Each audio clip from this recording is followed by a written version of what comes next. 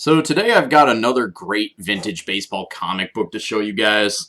This is from 1952.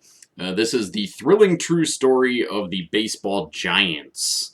And this is another Fawcett Publications comic book. The same publisher as a couple other baseball comics from this period that I have. So this is about the 51 Giants, 1951 Giants, Team of Destiny. And it also has in the back, it's got profiles of giant heroes of the past. So, for example, there's Christy Mathewson and John McGraw. But the main event, I guess you could say, is a chronicle of the Giants' 51 season. Now, if you watch my channel, you probably don't really need an introduction to the 51 Giants. Basically, but hey, if you do, the 51 Giants, in August of the 51 season, the New York Giants were, I want to say, 13 and a half games behind the Brooklyn Dodgers. There's Jackie Robinson right there. So they were 13 and a half games behind. However, they won 50 of their last 62 games and basically forced a playoff with the Dodgers for the pennant. And, of course, the season was capped in spectacular fashion. This guy right here, Bobby Thompson, hit his famous home run that delivered the Giants the pennant. Of course, it is immortalized as the shot heard around the world. So there's the manager in the middle, Leo Durocher. Worth noting, of course, if you didn't realize, the 1951 shot heard around the world season was Willie Mays' first. He was a rookie, and he won Rookie of the Year. Of course, and his Willie's mentor, Monty Irvin, another great Hall of Famer. And then, of course, down here, who can forget, Big Eddie Stanky. And, of course, fun fact, Eddie Stanky actually got his name because every time he would get on base, he would do the stanky leg. So everybody just started calling him Eddie Stanky because he loved doing the stanky leg every time he'd get on base. He'd get on base and he'd just start stanky legging. So they started calling him Eddie Stanky, and he actually legally changed his name to that. So yeah. So this is pretty great. Really nice team photo on the back here. So that's pretty much it. What I want to do now is I'm going to turn the camera around and I'll give you some close-up views of this comic book.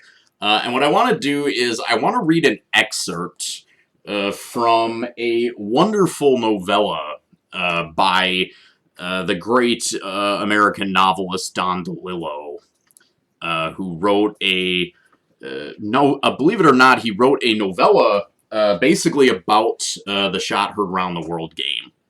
And there's some other stuff going on too. Actually, it was later turned into kind of like the prologue of a larger novel that he wrote.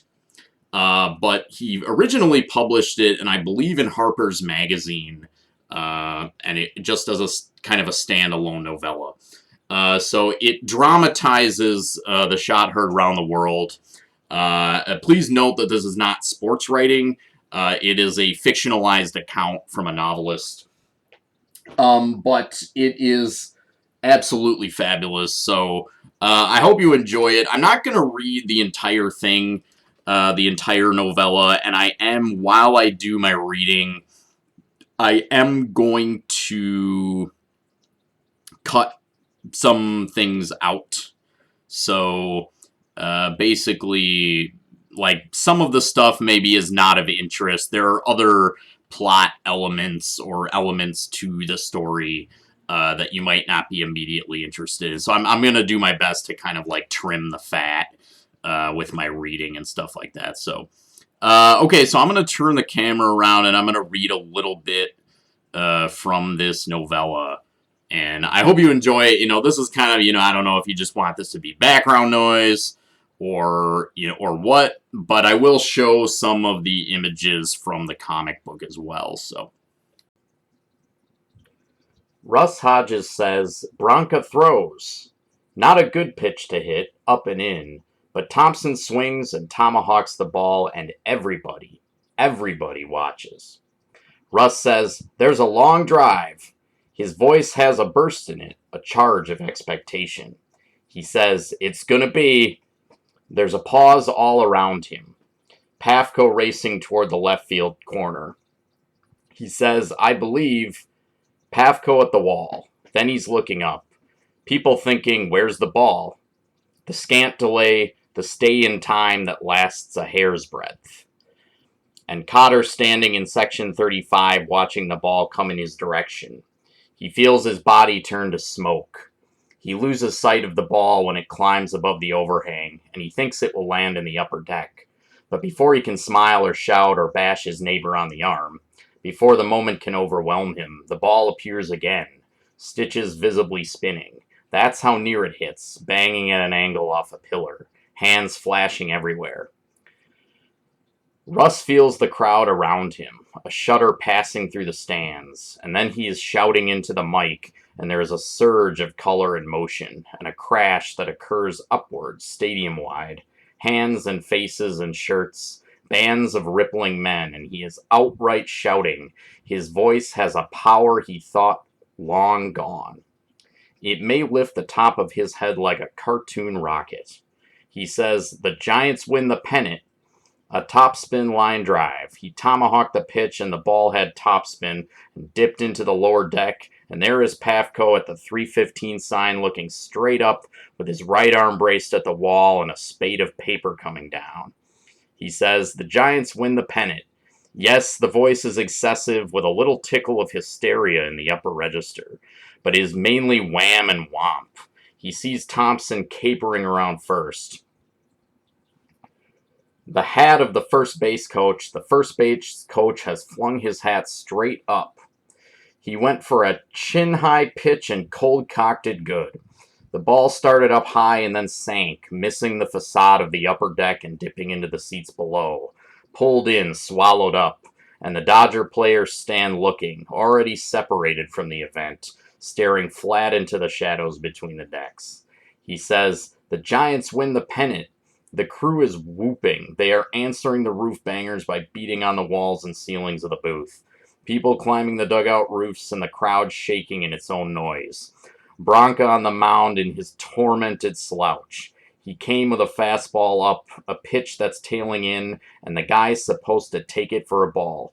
Russ is shouting himself right out of his sore throat, out of every malady and pathology and complaint and all the pangs of growing up and every memory that is not tender. He says, the Giants win the pennant 4 times. Bronca turns and picks up the rosin bag and throws it down, heading toward the clubhouse now, his shoulders aligned at a slant. He begins the long, dead trudge, paper falling everywhere. Russ knows he ought to settle down and let the mic pick up the sound of the swelling bedlam around him. But he can't stop shouting. There's nothing left of him but shout. He says, Bobby Thompson hits it into the lower deck of the left field stands. He says, the Giants win the pennant and they're going crazy. He says, they're going crazy. Then he raises a pure shout, wordless, a holler from the old days. The thing comes jumping right up out of him, a jubilation. It might be hey ho or oh boy shouted backwards, or it might be something else entirely. Hard to tell when they don't use words. And Thompson's teammates gathering at home plate, and Thompson circling the bases and gamesome leaps, buck jumping. He is forever Bobby now, a romping boy lost to time, and his breath comes so fast he doesn't know if he can handle all the air that's pouring in. He sees men in a helter-skelter line waiting at the plate to pummel him. His teammates, no better fellows in the world, and there's a look in their faces. They are stunned by a happiness that has collapsed on them, bright-eyed under their caps. He tomahawked the pitch, he hit it on top of it, and now his ears are ringing and there's a numbing buzz in his hands and feet. And Robinson stands behind second, hands on hips, making sure Thompson touches every base. You can almost see Brave Jack grow old. Okay, so I'm going to stop there. I'm going to turn the camera around again, and we'll close this video off. So before I end the video, I just want to show you guys the inside cover of this comic. It's pretty fun.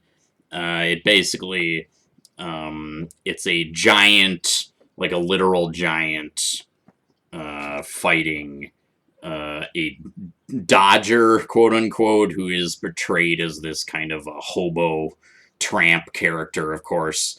That's in reference to the Brooklyn Dodgers' somewhat affectionate nickname, Dem Bums, right? So, yeah, it's pretty funny.